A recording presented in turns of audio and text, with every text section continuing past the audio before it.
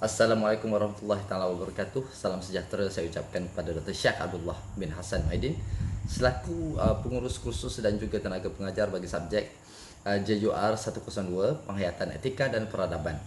Pertama sekali saya memperkenalkan diri saya. Saya Wan Muhammad Awis Arkani bin Wan Yusuf alias Wan Yusuf. Nombor metrik JP 10944/19. Saya merupakan pelajar tahun ketiga RPJJ dalam bidang sains biologi. Dan pada hari ini, saya secara bersorangan akan membentangkan topik yang bertajuk penghayatan nilai-nilai agama dan sumbangan ke arah keamanan dunia. Walaupun kerja kursus ini menuntut untuk saya laksanakan secara kumpulan, namun akibat masalah teknikal yang setelah saya terangkan pada salinan kertas kerja saya yang setelah saya serahkan, maka saya akan cuba untuk bawa pendengar ataupun Dr. Syekh dalam topik yang saya akan bincangkan sebentar lagi. Berbalik kepada tajuk, iaitu penghayatan nilai-nilai agama dan sumbangannya, yakni sumbangan agama ke arah keamanan dunia. Ini adalah topik yang berat ya. Berikan saya kesempatan untuk huraikan satu demi satu, pintu ke pintu, agar pada akhir video ini ia mencapai objektif, iaitu perkongsian topik tercapai. Saya tidak menjamin ketepatan maklumat tentang hujah yang saya lontarkan kerana sumber maklumat yang telah saya kumpul ini mungkin belum cukup untuk dijadikan kajian untuk diterima pada peringkat yang lebih serius, walaupun kebanyakannya saya dapatkan dari kajian ilmiah para sarjana. Namun saya letakkan kepercayaan kepada sidang pendengar untuk berfikir dan mencari gali lagi pada masa akan datang. Baik, mari kita mulakan. Di era postmodernism ini, masyarakat dunia seolah-olah kian menjauh dari kemapanan agama, bagaikan tak lagi berminat untuk beragama, di mana agama menjadi urusan individu yang tidak lagi bersangkut paut dengan cara hidup secara holistik yang melibatkan masyarakat umum. Agama tak lagi jadi sebuah tata nilai bersama untuk kita sama-sama menghayati dan mentaati, tapi telah jadi semacam pilihan individu yang hanya berminat saja. Jadi tanpa pemahaman, tanpa perjuangan yang mendalam ini, yakni tanpa iman yang jujur, sehinggalah ada di kalangan kita bertukar-tukar agama sesuka hati secara rasmi ataupun secara tak rasmi. Misalnya saya kata, memeluk sesuatu agama hanya disebabkan perkahwinan, harta, pergaulan ataupun tekanan sosial daripada masyarakat sekeliling. Ini menyebabkan mereka boleh meninggalkan agamanya dan menganut agama yang lain tanpa keimanan yang sebenar-benarnya iman itu. Saya bukanlah menghakim sesiapa, namun untuk melihat betapa nilai agama dewasa ini menjadi sesuatu yang dangkal dan tidak lagi mendalam cara pemahaman atau cara penilaiannya di sisi individu. Maka mari kita buat satu persoalan. Di mana asal-usul agama ini terlahir? Nilai-nilai agama biasanya berdasarkan nilai-nilai yang dicerminkan oleh teks agama ataupun ahli dalam agama tersebut. Makna lain, oleh pengaruh kehidupan orang-orang yang menjalani kehidupan beragama. Maksud saya adalah para alim ulama. Ni pop ataupun Tok Sami. Kitab pula, kita ambil contoh yang terdekat adalah pastilah Al-Quran. Dan kita juga ada Veda bagi agama Hindu, Perjanjian Lama dan juga Perjanjian Baru bagi agama Kristian dan juga Yahudi. Nilai ini dapat dilihat sebagai hasil dari nilai yang dipegang oleh sesebuah masyarakat yang menganut agama itu. Yang maksud saya adalah masyarakat asal yang menganut agama itu. Baik. Nilai atau moral berkembang dari jawapan yang diberikan oleh agamawan kepada persoalan-persoalan eksistensial seperti keberadaan Tuhan, kekuasaan mukjizat dan kesannya, dan bagaimana ianya berhubung kait. Maka nilai agama pada setiap individu yang menganuti agama itu juga menjadi penting. Namun hakikat pada hari ini kita lihat, penganut agama sendiri tidak mengamalkan ataupun tidak menghayati tujuan agama itu. Disebabkan hal ini, dunia kini berhadapan dengan kemerosotan akhlak, nilai-nilai murni yang seharusnya menjadi semakin baik. Dengan perkembangan zaman dan globalisasi yang membimbangkan, perkembangan dunia yang global serta munculnya paradigma barat bersifat sekular, menunjukkan kita ketidakadanya hubungan kuat antara ilmu pengetahuan dan juga ilmu agama. Paradigma sosialis juga turut berpendapat bahawa agama taklah menjadi ataupun tidaklah membantu sebagai sumber pedoman kepada manusia. Penghayatan terhadap nilai-nilai agama yang sepatutnya memberi impak terhadap kesejahteraan, keharmonian dan keamanan sesebuah masyarakat seharusnya menjadi tonggak budaya bangsa. Keamanan seringkali diukur dari segi kekayaan nilai moral masyarakat sesebuah tempat. Semakin tinggi nilai moral, maka semakin aman masyarakat sesebuah tempat itu. Itu konklusi secara ringkaslah berkenaan nilai. Moral pula kita sandarkan kepada penghayatan terhadap kepercayaan yang dianuti bersama, iaitu kepercayaan yang bersandarkan ketuhanan seperti animisme ke Hindu, ke Buddhism, Kristian, Yahudi dan Islam, ataupun kepercayaan yang tidak bersandarkan kepada ketuhanan seperti yang diamalkan oleh Taoism dan Shinto. Apa maksudnya? Maksudnya nilai-nilai yang baik dari setiap kepercayaan ini kita harus sebulat suara bersependapat sebagai manusia biasa. Kita ambil nilai yang baik dan kita harus letakkan nilai-nilai ini di hadapan untuk dipersetujui bersama dan diamalkan bersama untuk menjaga keharmonian sesama kita. Maka inilah sumbangan agama dalam mengharmonikan dunia. Maka seseorang yang mampu menghayati nilai-nilai murni dalam kepercayaan dan agama yang mereka anuti seringkali dan pastilah menyumbang hal yang positif dalam kehidupan bermasyarakat. Okey, dan oleh sebab itu saya memilih topik ini, iaitu penghayatan nilai-nilai agama dan sumbangannya ke arah keamanan dunia, untuk dijadikan bahan perbincangan. Walaupun topik ini sebenarnya amatlah berat untuk dikupas secara santai, namun saya akan ringkaskan sebaik mungkin, insya-Allah. Dalam Kamus Dewan, penghayatan adalah kata terbit yang berasal daripada kata hayat. Ia menjelaskan perihal atau proses menghayati dalam mendalami dan membatini sesuatu yang dianggap sebagai penting dan dapat memberi kesan dalam jangka masa pendek ataupun kesan dalam jangka masa panjang. Hanya manusia yang memiliki sifat penghayatan ini mampu untuk menjiwai sesuatu dengan segala panca inderanya. Melalui penghayatan juga, seseorang itu dapat merealisasikan sesuatu yang ditanggapinya dalam kehidupan, sama ada secara individu maupun bermasyarakat.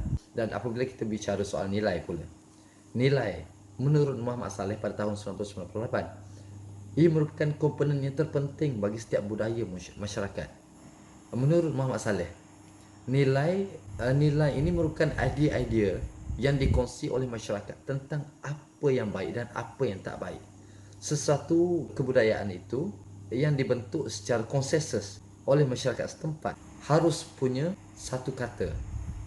Maksudnya mesti ada tindakan dan perbuatan manusia yang mengandungi nilai yang berasaskan kepada sistem nilai yang dipegang berdasarkan ciptaan manusia, seperti norma ataupun adat resam ataupun mores. Mores ini kalau nak tahu adalah adat istiadat ataupun perjumpaan ahli penting dalam masyarakat, sesuatu masyarakat itu. Justru tindakan dan perbuatan tanpa berasaskan penghayatan nilai akan sia-sia saja dan tidak akan mendatangkan manfaat dari seseorang maupun pihak yang lain. Lebih teruk lagi, keadaan ini menjadikan kehidupan itu kacau bilau, di mana ketiadaan nilai, maka tidak ada makna terhadap sesuatu perbuatan itu. Setiap perbuatan mesti mempunyai nilai-nilai tertentu, sama ada nilai yang baik ataupun nilai yang tidak baik. Dan keutamaan kita adalah nilai yang baik. Hal yang paling utama dalam bicara soal nilai ini adalah kita harus belajar serta kenal pasti beza antara nilai baik dan nilai buruk dalam pelbagai konteks etika dan peradaban, dan dalam masa yang sama juga dapat terjemahkannya dalam konteks negara kita, Malaysia. Nilai-nilai murni yang banyak terdapat dalam setiap agama kita harus persetujui oleh masyarakat setempat umumnya. Yang ini yang saya kata tadi harus diketengahkan. Sebagai contoh, agama Islam memberi perhatian yang besar mengenai moral seseorang. Moral yang baik disebut sifat mahmudah dalam agama Islam. Kita sebut mahmudah dan diambil dari bahasa Arab yang bermaksud budi pekerti ataupun kelakuan seseorang yang mampu lahirkan perbuatan yang baik. Manakala sifat mazmumah adalah lawan kepada sifat mahmudah yang membawa erti bertentangan lah lawannya. Masukkan mahmudah itu perkara yang baik, mazmumah adalah perkara ataupun sifat-sifat yang tidak baik. Islam adalah salah satu contoh dari pecahan agama Abrahimik pada teori barat lah, ataupun pada sudut pandang Muslim. Islam adalah salah satu agama samawi. Selain Islam, kita perlu ketahui juga bahawa agama-agama lain turut menerapkan nilai yang hampir sejajar, namun dengan konsep yang berbeza, tetapi dengan tujuan yang sama, iaitu bagi melahirkan umat manusia yang berfungsi baik dari segi rohani dan fizikal.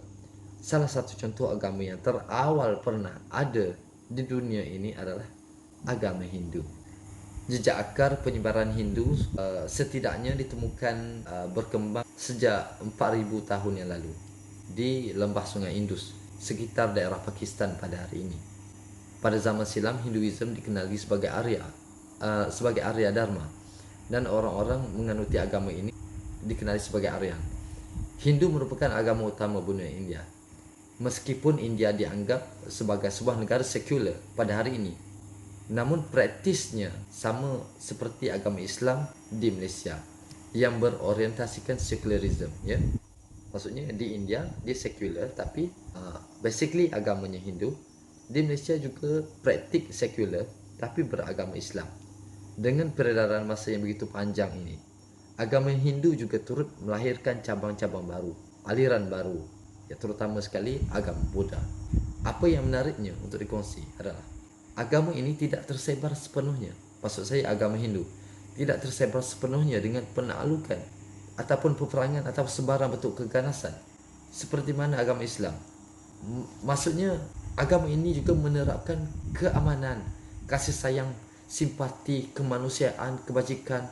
Ia merupakan daya tarikan agama Hindu seperti mana yang pernah ditonjolkan oleh tokoh agama Hindu yang terkemuka suatu ketika dahulu, iaitu Mahatma Gandhi, tatkala India masih melawan penjajahan Barat. Namun malangnya Mahatma Gandhi ini mati ditembak oleh bangsanya sendiri sekitar tahun 1974 akibat dari perselisihan ideologi agama. Perselisihan ideologi agama Hindu itu sendiri seperti mana berlaku dalam agama Islam, kita juga ada perselisihan. Begitu juga agama Hindu dan agama-agama yang lain, dia ada perselisihan. Namun bila sampai tahap kepada ekstremis, pasti dia akan melibatkan perbalahan. Dan itu yang seharusnya kita tolak dalam kehidupan masyarakat majmuk seperti negara kita Malaysia. Selain kepercayaan kepada Tuhan yang Maha Agung, sama ada Tuhan Tunggal maupun Dewa Dewi yang mewakili Tuhan maksudnya, ataupun ada juga manusia yang mempercayai semangat-semangat ataupun kita kata roh yang menjaga aturan alam, seperti mana kepercayaan Shinto di Jepun. Shinto ni berarti jalan kami. Kami itu bukan bahasa Melayu, kami itu adalah istilah dalam bahasa Jepun yang bermaksud semangat. Shinto adalah agama endemik Jepun, yang hanya terdapat di Jepun sahaja, yang dianuti hanya sejumlah kecil 3% saja dari populasi keseluruhan penduduk Jepun. Kami ini yang bermaksud semangat ini adalah digunakan pakai di Jepun, boleh hadir merujuk kepada jumlah tunggal ataupun jamak. Maksudnya kami ini semangat-semangat ataupun semangat tunggal. Semangat ni ataupun roh-roh orang yang mati ataupun dewa-dewa lah pada mereka. Sebelum agama Buddha dan Confucius memasuki Jepun, Shinto masih belum ada nama lagi. Kita tak sebut dengan panggilan Shinto. Shinto belum ada label nama Shinto itu sebelum Buddhism masuk. Asal usul ajaran ini dalam bentuk penyembahan roh, animisme, ya, animism. Kemudian berkembang dari menghormati nenek moyang, pada hormat pemimpin, wira, kepada menyembah Mikado yang disebut sebagai keturunan Tuhan. Sebenarnya Mikado ni asalnya adalah manusia, dan bila dia mati orang pujalah sebab ketokohan dia. beliau merupakan Maharaja Mikado. Tetapi dari abad ke-19, Shinto ini mendapat pengaruh yang terlalu besar dari agama Buddha. Shinto sebuah ajaran yang tak ada kitab suci, tak ada utusan, bahkan tidak ada tata cara doa pada asalnya. Semua itu hanya terjadi bila mana elemen-elemen dari agama Buddha masuk, maka ada hanya sekumpulan yang percaya pada kuasa alam dan roh nenek moyang kemudian menyembahnya. Maka disitulah asalnya Shinto itu mula berkembang. Bagi penganut Shinto,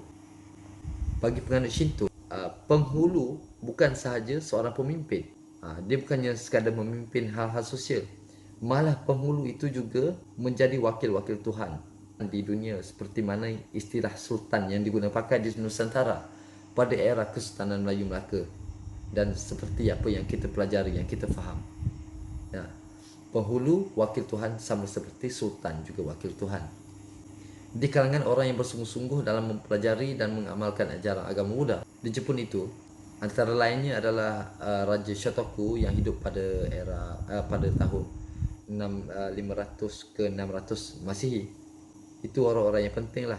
Ajaran penting dari Buddha adalah berfikir secara aras tinggi, yang juga diterapkan dalam agama, dalam kepercayaan Shinto. Jadi Buddha ni dia menerapkan pemikiran aras tinggi serta membelakangi hal duniawi. Maka dari itu, Raja Shotoku itu dia menganggap bahawa dunia adalah palsu. Ini dapat pengaruh daripada ajaran Buddha. Dia menganggap dunia adalah palsu dan kebenaran adalah Buddha sendiri. Beliau juga membuat undang-undang yang terkenal sebagai Undang-Undang 17, Undang-Undang 17 Fasal. Undang-undang ini didasari oleh ajaran agama Buddha, pastinya, kerana beliau dapat pengaruh Buddha yang teramat tinggi. Namun moral yang terkandung juga banyak berasal dari ajaran Konfusius. Awalnya agama Buddha ini merupakan agama hanya kepada bangsawan saja. Kerana agama Buddha ini sangat banyak perkara yang kena belajar. Banyak perkara yang perlu diperinci dan tidak sesuai untuk golongan yang kurang berpelajaran, seperti rakyat dan juga hamba. Tambah lagi, ketika era tersebut agama Buddha masih menggunakan bentuk-bentuk bangunan dan bahasa model daripada Cina, sehingga diperlukan kepandaian tertentu oleh rakyat jelata untuk diterapkan di kalangan mereka. Maka dia lebih terkenal di kalangan penduduk istana dan kumpulan elitis. Mungkin disebabkan itu, walaupun agama Buddha telah tersebar luas di Jepun, namun tradisi Shinto ini masih kukuh dan masih begitu ramai golongan bawahan seperti rakyat biasa yang bebas mempraktikkan Shinto mengekalkan tradisi ini. Sehinggalah menjelang abad ke-7, Shinto mulai mengalami kebangkitan setelah pertemuan antara tradisi asli agama Buddha, bahawa rupa-rupanya terdapat banyak beza antara Shinto dan Buddha. Dengan kebangkitan kesedaran masyarakat Jepun ketika itu, mereka mempelajari balik tradisi dan sejarah mereka sendiri. Maka di sinilah bermulanya nama Shinto. Namun ia tetap juga berasal daripada perkataan Cina yang berbunyi Shentao, bagi membezakan dengan Butsudo, iaitu jalan Buddha. Shinto digunakan untuk membezakan dengan Buddha. Buddha dalam sebutan Jepun disebut Butsudo. Kepercayaan ini yang semakin terhakis telah menarik ramai pengkaji dunia meneliti kembali dan menjalankan kajian secara terperinci akan asal-usul dan bagaimana agama ini menjadi sandaran hidup orang Jepun ketika era prasejarah, sehingga menzahirkan sosial masyarakat yang penuh dedikasi terhadap pekerjaan dan hidup yang berdisiplin pada hari ini. Disebabkan elemen kepercayaan Shinto mengajarkan manusia untuk menjalani kehidupan yang harmoni dengan alam, maka terlahirlah sebuah negara Jepun yang kita kenal pada hari ini, yang kaya dengan sumber asli, hasil laut dan juga pertanian. Jepun ini antara negara yang mendominasi lanskap bandaraya yang terbesit yang memukau dunia, yang kini juga terkenal seluruh dunia. Baik, ketiga-tiga agama yang telah dibincangkan di atas adalah sebahagian contoh yang berbeza namun mampu untuk kita hayati akan intipati dan tujuan agama dalam sesebuah masyarakat yang bertamadun. Manusia yang memiliki kesedaran dalam memahami dan menghayati juga mengamalkan nilai-nilai yang baik yang terdapat dalam agama akan menjadi warga negara yang terdidik dan bertanggungjawab. Maka rakyat yang bertanggungjawab mampu. Dengan ini rakyat yang bertanggungjawab itu yang terlahir daripada amalan agama yang baik, amalan nilai-nilai agama yang baik, mampu memberi sesuatu yang positif dan berkekalan sama manusia, dan juga alam sekitar, dan juga hubungan manusia dan juga penciptanya. Peranan ini teramat penting kerana ia menjadi ejen perubahan masyarakat yang mampu menjadikan penghayatan nilai yang baik dan juga kita panggil nilai yang positif sebagai cara hidup bermasyarakat. Dan sememangnya amalan etika yang baik merupakan satu tuntutan dalam setiap agama yang ada dalam dunia ini. Maka dengan ini kita memahami bahawa nilai-nilai suatu agama itu terletak kepada penganutnya yang jujur melaksanakan perintah-perintah yang dianjurkan agama. Perintah ini demi menjaga maslahat umat dengan wujudnya ekosistem yang baik antara manusia, agama dan alam. Terhasillah sebuah keamanan yang manusia dambakan. Namun sekiranya ekosistem ini rosak, manusia cenderung untuk menggantikan kaedah baru bagi menyesuaikan diri dengan persekitaran dan keadaan semasa. Ia bagi membolehkan manusia terus berdaya hidup untuk menjambuk legasi. Sekian, terima kasih. Assalamualaikum warahmatullahi wabarakatuh.